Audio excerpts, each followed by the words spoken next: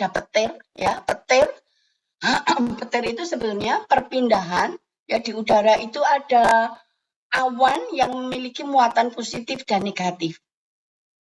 Nah, udara tidak bisa mengantarkan listrik. Kalau ada listrik, dia akan mengalir. Kalau awan yang bermuatan positif dan negatif itu mendekat, maka elektron bisa melompat. Ya, seperti kalau kita melihat hubungan pendek, itu melompat dia elektronnya. Ya, itu yang ada petir itu sebetulnya itu. Jadi elektronnya melompat dari awan yang muatan positif atau negatif ke positif. Nah, di sini medianya memang di air laut, tapi dia tidak kontak dengan air laut. Tetapi perhatikan kalau di pagi hari, ya, ini ada uap air yang menempel di logam ini. Nah, uap airnya uap air dari air laut. Ya, Saudara Andira benar, tapi bukan air laut yang langsung, ya. Air laut hasil dari proses pengembunan. Ya, karena udaranya di sini kelembabannya tinggi sampai 80% bisa jadi. Ya, pada saat pagi hari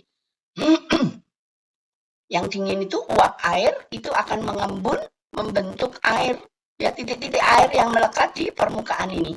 Disitulah dia berfungsi sebagai elektrolit. Ya, perhatikan ya, jadi harus yang kontak.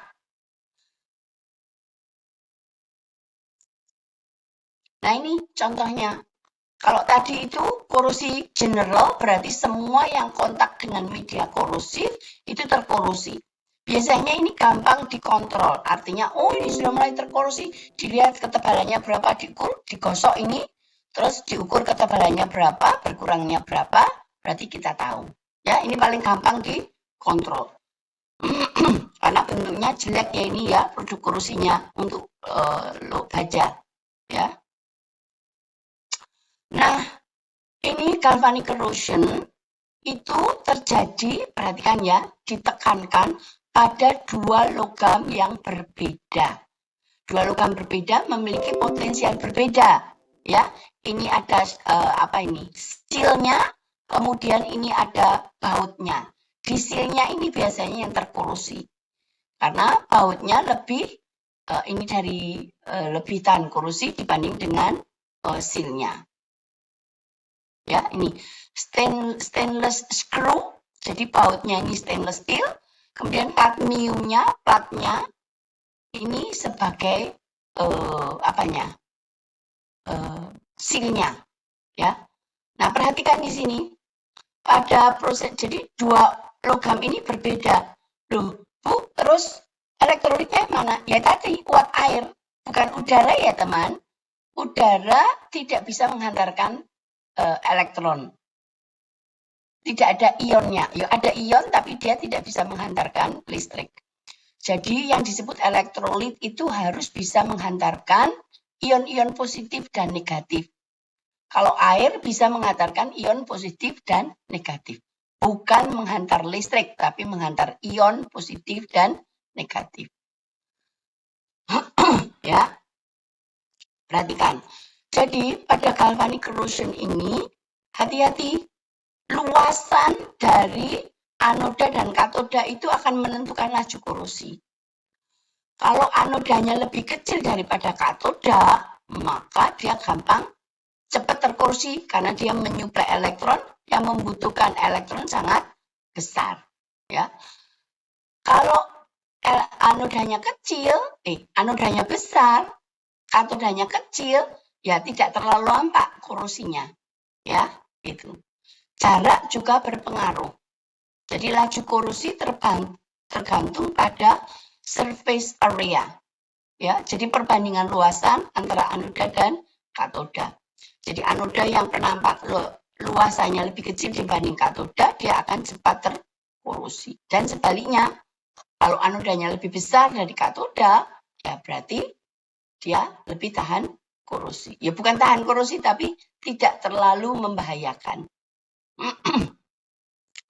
Nah, dalam satu logam bisa terjadi korosi, maka terdapat fase-fase yang berbeda.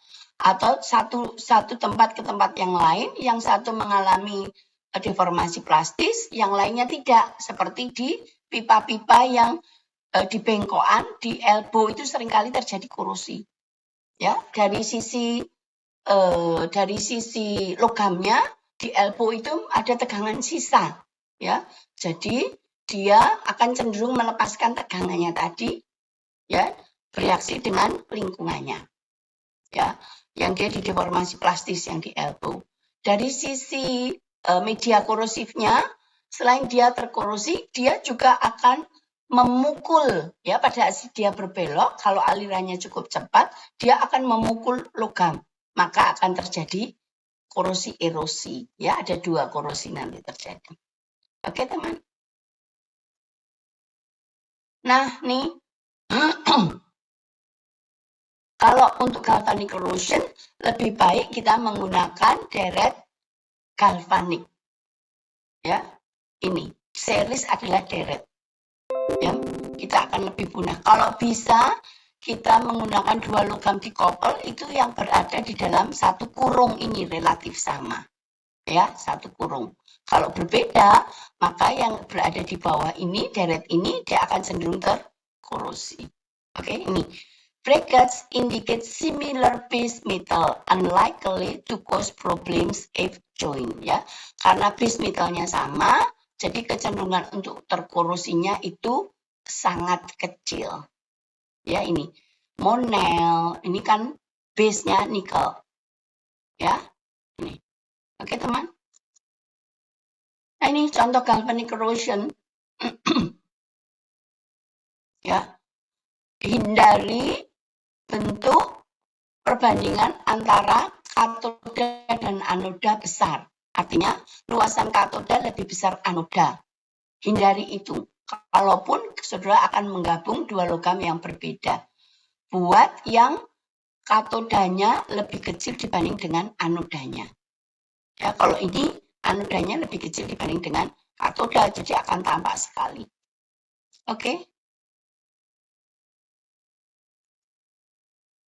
Nah, ini korosi celah.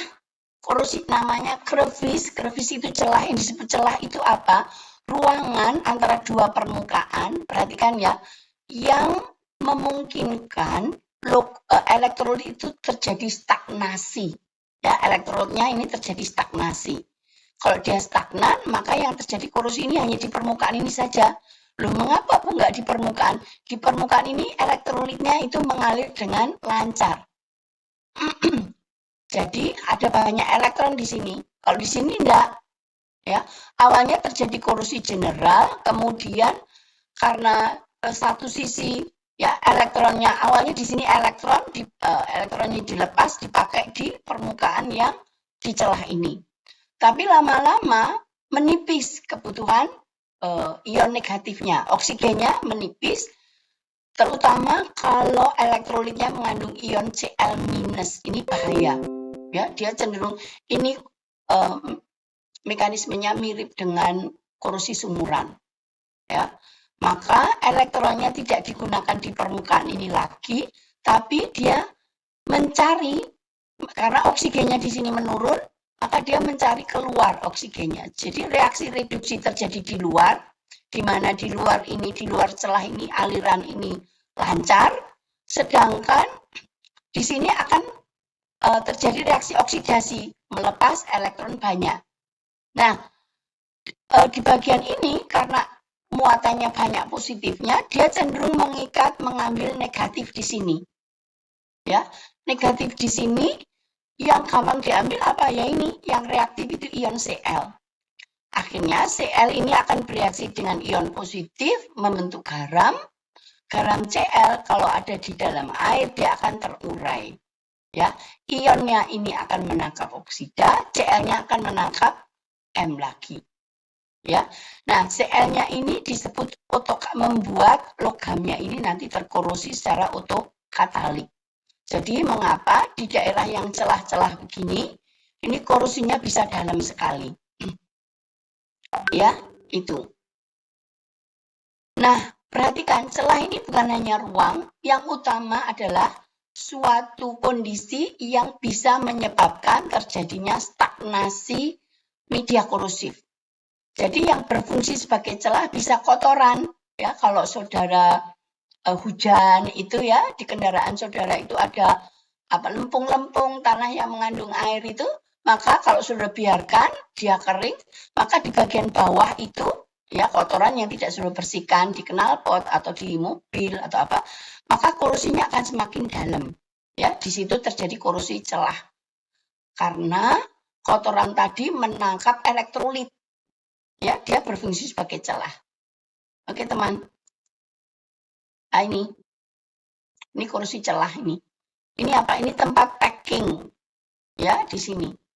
Ada celah di sini antara packingnya dengan logamnya ini. Ya, logam di bawahnya ini.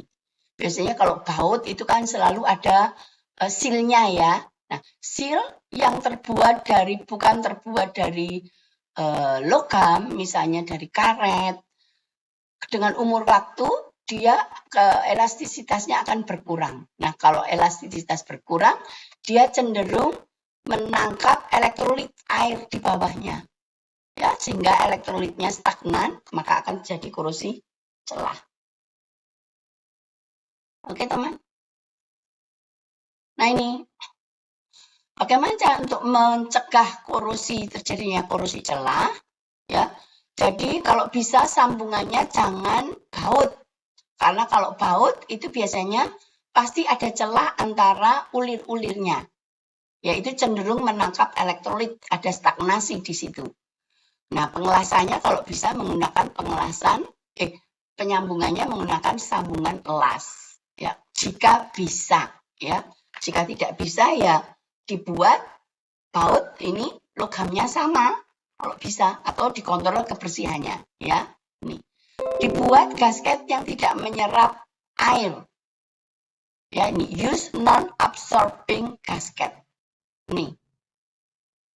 Ini atau dilakukan dengan cara pembersihan secara periodik. Jadi jangan sampai ada deposit ya atau elektrolit stagnan, itu harus dibersihkan secara periodik. Makanya kebersihan itu menghindari korosi ya. Nih. Kalau dia suatu vessel ya yang menampung suatu elektrolit yang korosif, dibuat ada pembersihnya, drainasnya, ya pengeringnya itu yang menghindari stagnasi.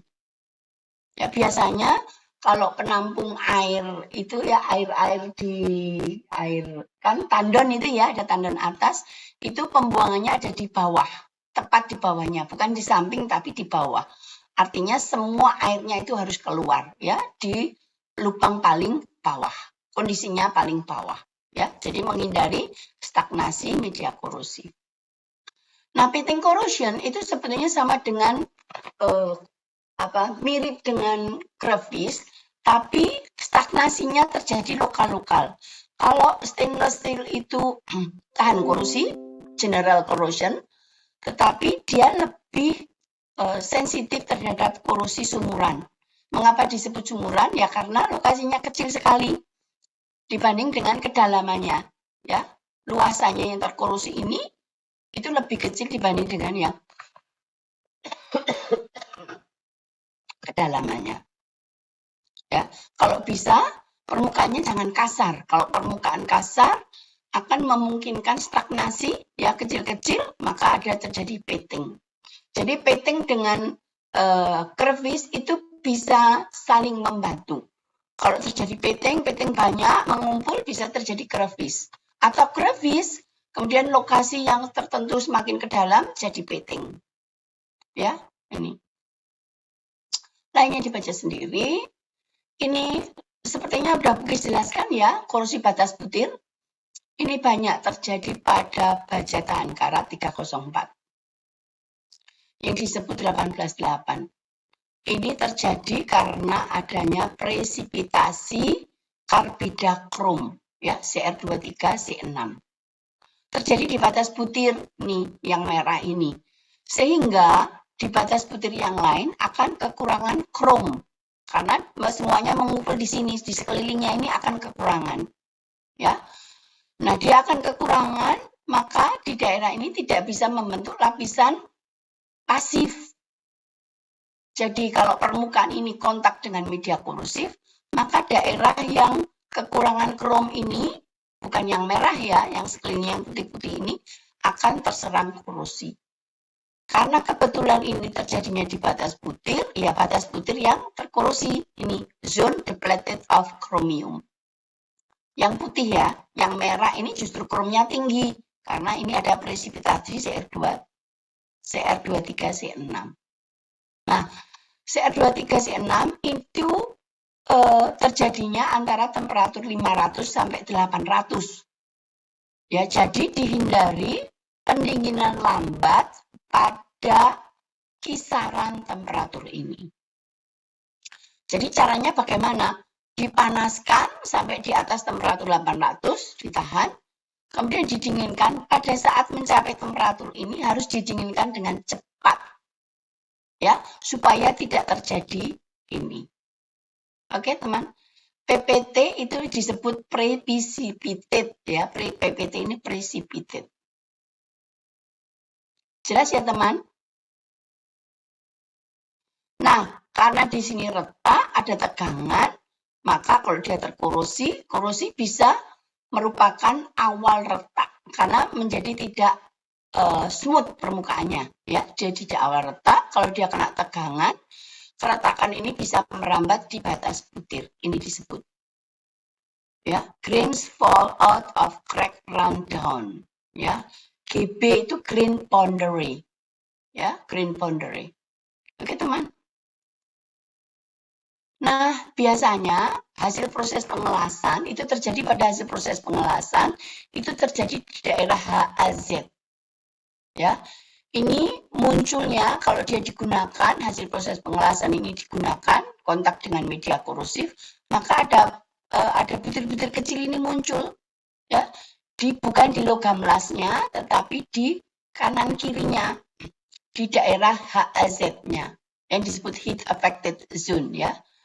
Nah, dia muncul ini disebut sebagai wet decay. Ya, ini wet decay. Jadi pengelasan yang tidak sempurna di sini. Nah, cara pencegahan bagaimana? Dipanaskan ya di atas temperatur 800, kemudian didinginkan cepat. Di range itu supaya tidak terjadi karbidakrom. Atau bisa menurunkan persentase karbonnya. Kalau kromnya diturunkan, kan krom dibutuhkan untuk membentuk lapisan pasif. Jadi tidak mungkin.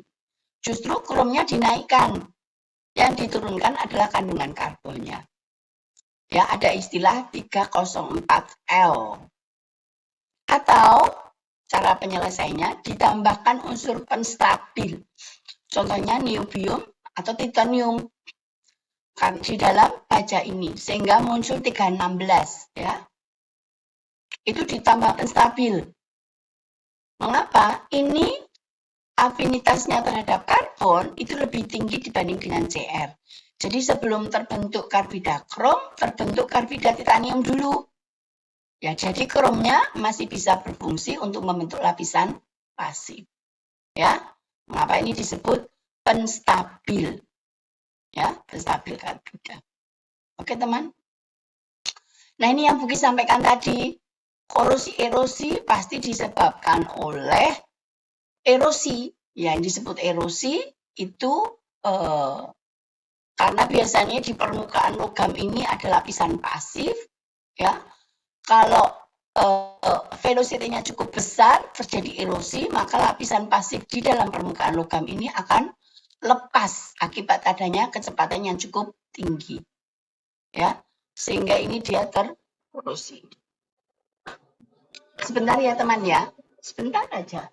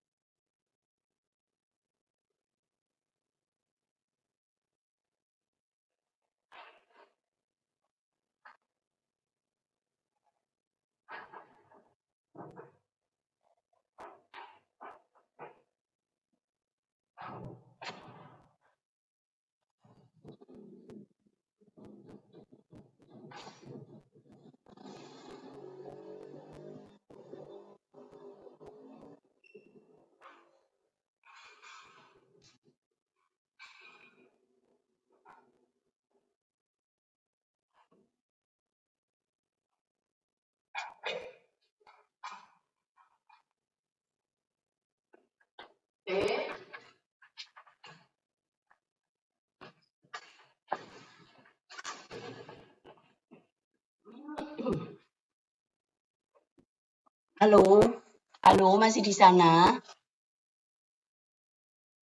Oke, kecamatan itu ke sana. Mana?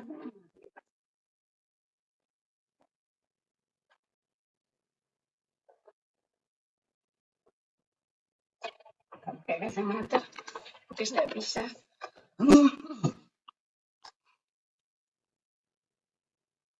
Oke, teman-teman. Kok gak enak ya pakai kacamata ini? Gak apa-apa, wis. Ya, perhatikan ini ya. Jadi erosi itu bisa menyebabkan ya kavitasi. Nah, kavitasi nanti ini akan jadi kalau turbulensi ya, kalau dia ada aliran turbulensi nanti di fluida ya ada aliran turbulensi, maka akan muncul bubble. Apa itu? Bubble itu gelembung. Nah, gelembung itu kalau dia pecah di permukaan, dia akan merusak lapisan media pasifnya ya, lapisan pasif, maka dia akan membuat logam tersebut bereaksi dengan media korosif.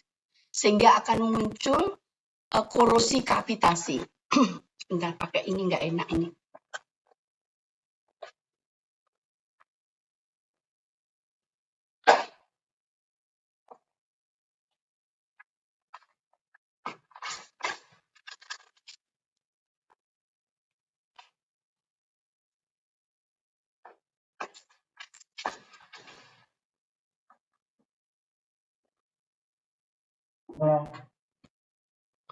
Halo, ya, ini. Jadi seringkali harus di bagian elbow ini harus diperhatikan, ya, ini. Nah, yang disebut impingement itu apa? Yaitu kayak hammer water tadi itu, ya. Jadi dia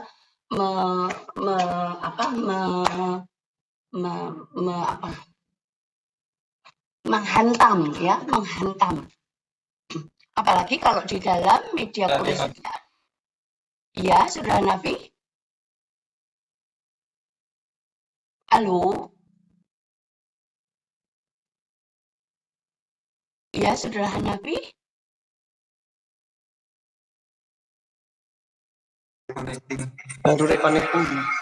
Oh iya, ya nggak apa-apa ya. Itu ya teman ya, nanti Buki share ke kalian. Nah, ini jadi contohnya seperti ini. Ya, dia terjadi turbulensi, maka dia pecah di permukaan, terutama perhatikan ini, turbulensi kalau terjadi ini pengelasan yang penetrasinya ini kan jelas dari permukaan ya, ini menonjol sekali, maka di sini akan cenderung terjadi turbulensi di elbow ataupun di daerah yang ada tidak rata ini. Nah, jika media korosifnya mengandung partikel, maka partikel itu bisa menggerus coating yang ada di permukaan, sehingga terjadi kalau dia menggerus coatingnya, maka permukaannya menjadi telanjang, bereaksi dengan media korosif, terjadi korosif, begitu seterusnya. Akhirnya dia akan terkorosi. Ya, itu korosi erosi contohnya. Wala, ini korosi C, ya tetapi tidak mudah dikontrol. Karena kalau dengan orang mekanik, orang desain, dia akan mengatakan, oh terjadi tegangan dulu. Nah, kalau orang terjadi korosi, ya harus ada dua-duanya, tiga-tiganya. Media korosif, kemudian logam yang sensitif, dan tegangan, besarnya tegangan. Jadi 3 poin itu harus terjadi bersamaan. Ya, tidak mungkin salah satu dulu. Ya, itu. Nah, yang sering terjadi adalah stainless steel ya terjadi di media mengandung ion klor atau kuningan di media yang mengandung amonia ya, karena ada logam-logam amonia disimpan di gudang tempat kuda ya, ada kuda di mana kuda itu dia kalau kencing ya itu sembarangan. Nah, medianya udaranya mengandung amonia. Nah, itu bisa terjadi korosi korosi tegangan ya, itu. Jadi ada krek kecil kemudian dia akan merambat. Ya, itu. Jadi harus 3 poin ya. Ada paduan tertentu, kemudian tidak semua paduan ya, tidak semua logam itu sensitif terhadap SCC, tapi logam paduan tertentu, medianya korosif harus tertentu, dan besarnya tegangan itu harus tertentu. Ketiganya ini harus beririsan ya supaya terjadi SCC ini. Ya, ini contoh terjadi pada pipa stainless steel ya yang berfungsi sebagai superheater. Ini kerusakan makronya seperti ini. Ya. Nah, ada lagi yang disebut hydrogen embrittlement. Perhatikan mengapa ini disebut juga korosi, karena hidrogen ini berasal dari media korosif. Bisa terjadi di daerah katoda. Justru di kutub katoda terjadi hydrogen embrittlement. Mengapa? Dia kaya akan hidrogen. Ya kan, di daerah katoda karena terjadi ada reduksi oksigen, ya, terjadi reduksi oksigen, maka oksigennya itu ya atomnya ya, bukan molekul ya, atom itu bisa masuk ke dalam logam, kemudian mengumpul di daerah tertentu yang menyebabkan crack nanti. Ya, itu. Nah, sumber hidrogennya dari mana, Bu? Dari media asam. Ya, kalau medianya asam, sangat asam, itu bisa terjadi hydrogen embrittlement. Yang disebut pickling itu apa? Pembersihan, karena asam ini, sulfuric acid ini dipakai untuk membersihkan permukaan logam. Ya, stainless steel baja. Ya. Atau di bagian katoda yang ada electroplating, bagian dari yang di coating, ya, electroplating part. Kemudian uap air yang terjadi pada temperatur tinggi, ya, pada saat proses pengelasan, atau pada saat terjadi treatment pemanasan ya. Kemudian adanya racun-racun ya yang mencegah terbentuknya H2, gas H2. Jadi atom-atom hidrogen yang ion hidrogen yang menangkap elektron itu akan menjadi atom. Nah, atomnya belum berkumpul menjadi gas. Jadi atomnya tetap di permukaan karena dia tidak menjadi gas, dia cenderung meresap ke dalam logam. Ya. Nah, racun apa? Di antaranya adalah H2S. Ya, ini bahaya sekali. Ya. Asam sulfida ya, H2S ini. Terutama di industri perminyakan. Ya. Kemudian kalau dia kena tegangan tinggi, ya pada logam yang martensitik, dia cenderung untuk sensitif untuk terjadi hydrogen embrittlement. Ya, ini. Oke, teman. Ini. Ya, kerusakan disebabkan hydrogen embrittlement. Nah, satu lagi bentuk korosi yaitu microbial corrosion. Ya, jadi bukan hanya 8 bentuk korosi, tapi ada ini.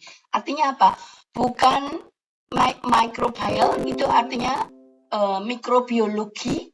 Jadi makhluk hidup yang kecil-kecil, dia yang menghasilkan metabolismenya, menghasilkan media yang korosif. Nah, dia kalau sudah nempel, sudah tahu ya, kalau gelas, katakanlah gelas plastik atau gelas gelas biasa itu, kalau sudah kasih air minum misalnya, suruh biarkan, pasti yang ada airnya itu ada lendirnya yang menempel di logam.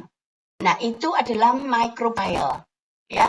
Dan dia metabolismenya bisa melepaskan zat-zat yang korosif, yang menyebabkan dia terjadi korosi seperti ini. Ya, ini. Contohnya bakteria. Ya. Jadi, mekanisme korosinya bahwa dihubungkan dengan metabolisme dari bakteri ini menghasilkan ion sulfurik. Ya, ion sulfurik kita tahu tadi dia sangat korosif. Ya, itu. Oke, teman. Nah, bakteri itu ada yang aerobik dan anaerobik. Bakteri aerobik itu dia membutuhkan oksigen untuk bermetabolisme. Ya. Kalau yang anaerobik dia tidak membutuhkan oksigen. Nah, jadi dia menggunakan elektron itu. Ya, bahaya ini yang anaerobik ini. Oke. Walah. Kemudian ada bentuk lagi, selective leaching. Jadi kalau dia terkorosi, yang larut itu bukan semuanya, tapi yang larut hanya unsur-unsur tertentu saja.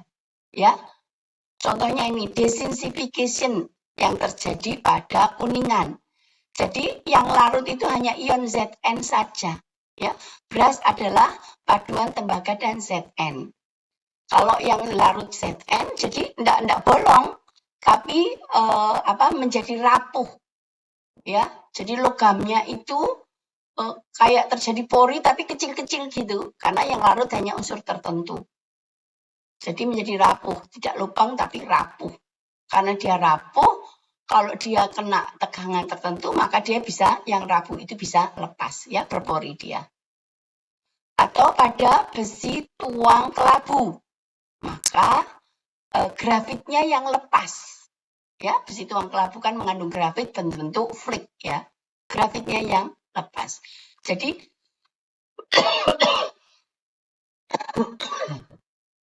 ini selective leaching disebut juga de-alloying. Contohnya ini. Nah, media korosif yang sangat korosif Saki, media korosif itu apa? Atmosfer.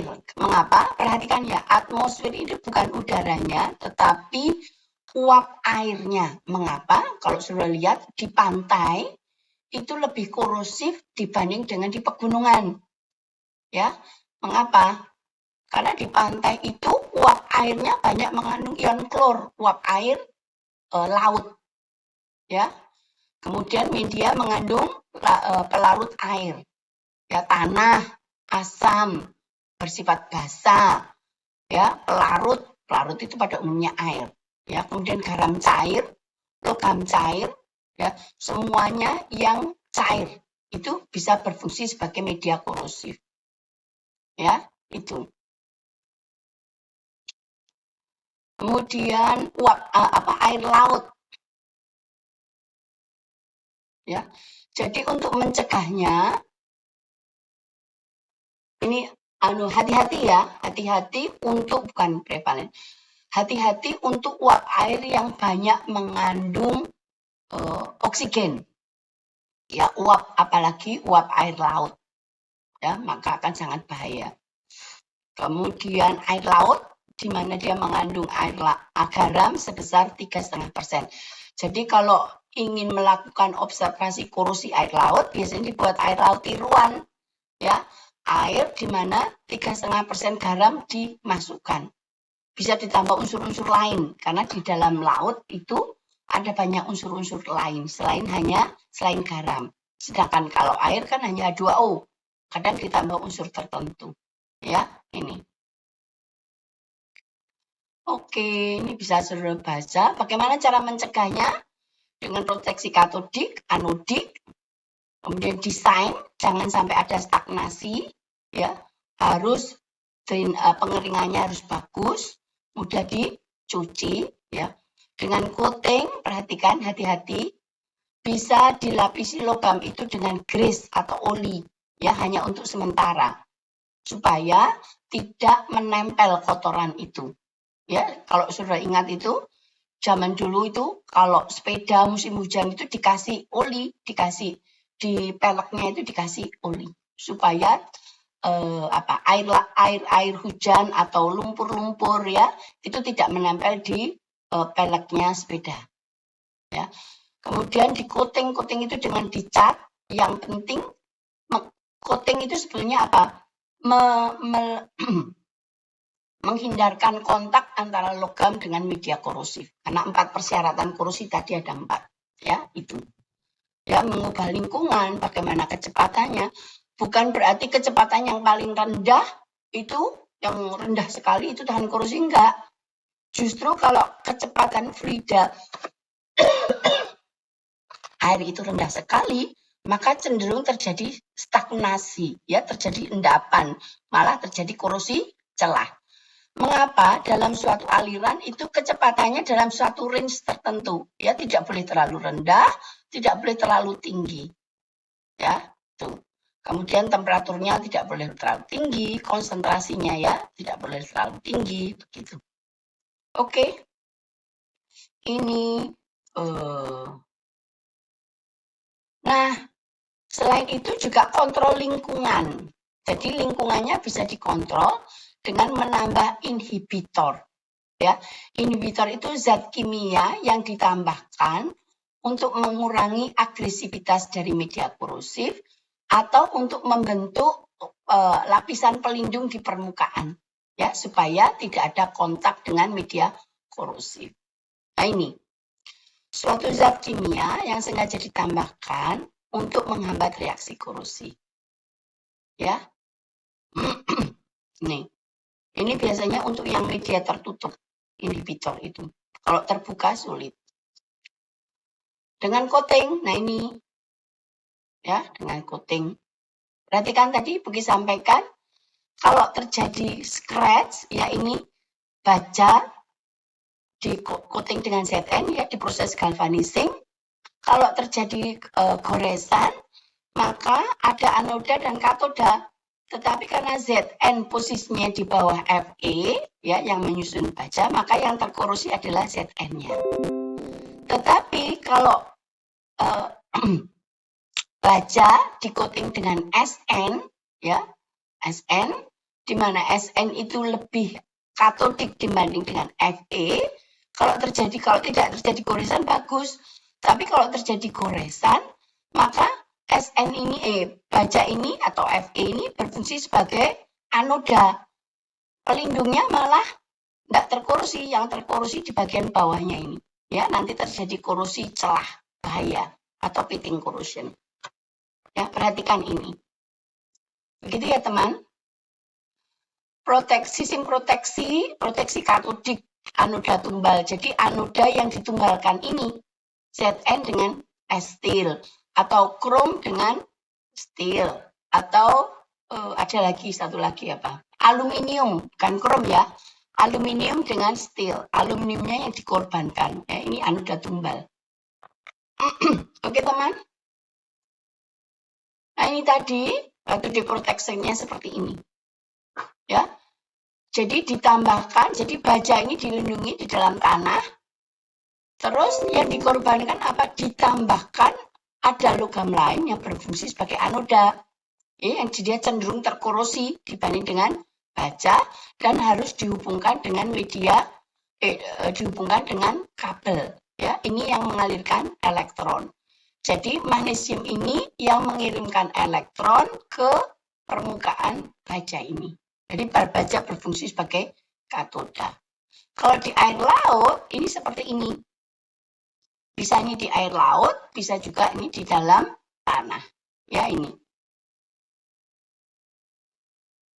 Ya, jadi gravel ini tujuannya untuk memudahkan alirannya.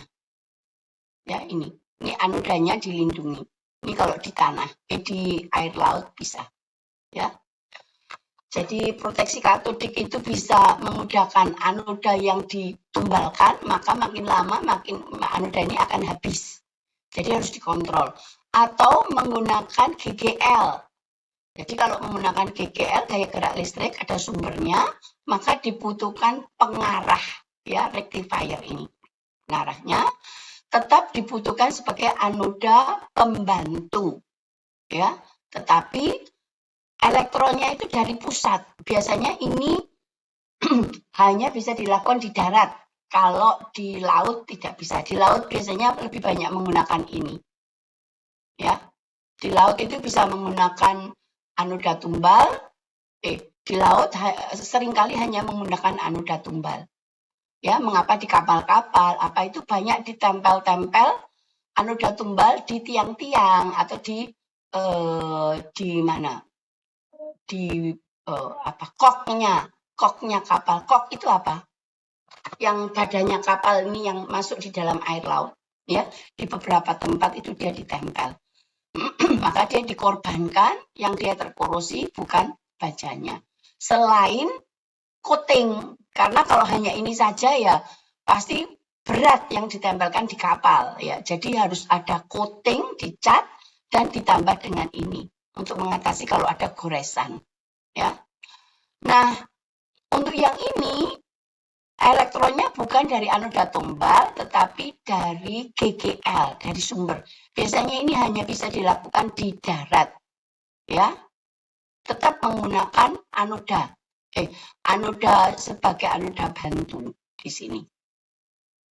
Ya, mengapa? Impress current, jadi arusnya ditekan, jangan sampai ini melepaskan elektron. Jadi elektronnya ditekan, diberi arusnya di elektronnya dimasukkan ke sini supaya di sini terjadi reaksi katoda. Reaksi apa? Reduksi. Ya, nih. Impress voltage. Jadi untuk proteksi katodik ada dua cara, ya. Nah, ini contoh tadi proteksi katodik kalau dia di coating, ya. Jadi kalau terjadi apa tadi? Goresan, maka bajanya dan Zn-nya, misalnya ini di coating dengan Zn, itu kontak dengan media korosif. Karena potensial Zn lebih kecil dari Fe, maka Zn-nya akan terkorosi. Ya, ininya aman. Itu. Jadi dikorbankan dia. Ini di kapal, ya, ditempel di sini. Ya, atau pakai magnesium. Zn atau aluminium, tapi hati-hati untuk aluminium ya. Karena aluminium itu mudah bereaksi, beroksidasi membentuk oksida aluminium yang justru dia tidak akan terkorosi karena sudah terlindungi oleh aluminium, oksida aluminium. Jadi hati-hati kalau pakai aluminium ya, mendingan pakai Zn ini. seringkali itu. Jadi ini anodic protection. Nah, proteksi yang lain yang menggunakan elektronika adalah anodic protection. Jadi kalau katodik tadi bisa diberlakukan pada semua logam, kalau anodic protection tidak bisa, hanya bisa diberikan pada logam yang memiliki fenomena fasi-fasi. Ya, seperti aluminium, krom, Cu ya. Dia akan membentuk lapisan pasif, dia terkorosi, membentuk lapisan pasif, dan lapisan pasif itu akan melindungi dirinya. Caranya bagaimana, Bu? Ini harus dikontrol, diberi elektron supaya terbentuk lapisan pasif. Kalau dia tergores, yang tergores itu akan membentuk lapisan pasif lagi. Ya, ini supply elektron. Tapi harus dikontrol potensialnya, tidak boleh berubah. Ya, ini terbatas hanya pada logam yang memiliki karakteristik fasi-fasi. Contohnya apa? Aluminium, krom, Fe juga bisa, ya, Cu juga bisa, ya. Jadi dia ditahan, tegangannya dipertahankan pada daerah pasif, ya. Nah, caranya mengontrol korosi bagaimana? Dengan alat, dengan kupon metal. Kupon metal itu kita ingin jadi potongan logam kecil, terus dimasukkan di media korosif, kira-kira laju korosinya seperti apa, ya. Kemudian dicek untuk mengontrol korosinya dengan melihat NDT, ya, dengan menggunakan NDT, atau kalau sudah di NDT itu pakai apa itu? Eddy current, ya, eddy current tes ini untuk melihat ketebalannya, apakah ketebalannya masih tetap atau dia berkurang, ya. Kemudian mengukur potensial tadi dengan cara elektrokimia, ya. Nih. Voilà. Ini korosi monitoring, ini Bukis mengulang lagi, ya, sudah dituangkan di sini. Tentunya kalau bisa dari logamnya, dari lingkungannya, atau menghambat kontak antara logam dengan lingkungan dengan cara coating tadi, ya, itu. Atau medianya dikontrol, jangan sampai pH-nya terlalu rendah, lajunya jangan terlalu tinggi, tidak boleh terlalu rendah, ya. Bagaimana tekanannya? Jadi dari banyak hal itu bisa kontrolnya. Oke, teman. Nah, ini ada peralatan untuk mengontrol korosi, ya. Ini yang korosi yang reaksinya elektrokimia, karena semuanya menggunakan listrik, ya. Ini. Voilà, teman. Any question? Ngantuk ya? Halo, dear friend. Halo.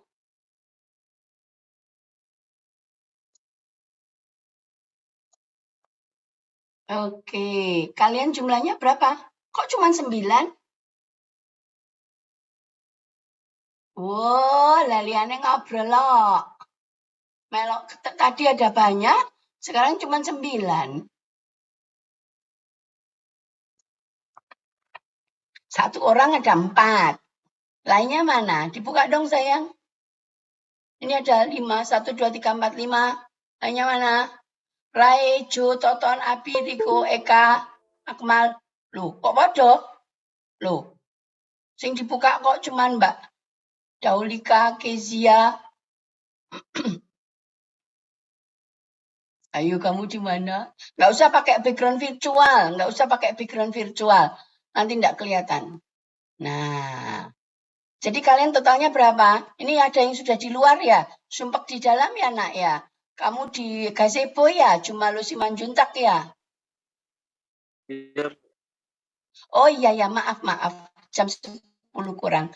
Dear friend, kalian jumlahnya berapa coba? Sudah ngisi presensi? Oh, ada yang sudah di ini. Di mana ini? Kuliah bener loh ya.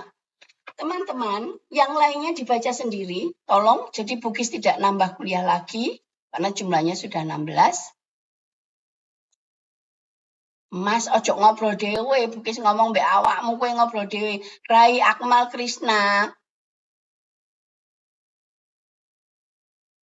Di bengkel ya, kowe ngobrol dhewe lho, Bukis ngobrol mbek awakmu kok kowe ngomong dhewe ngono.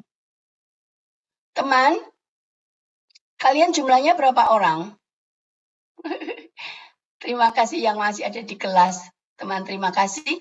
Nanti Bukis share untuk yang non-virus, non-logam, Bukis share di chat ya.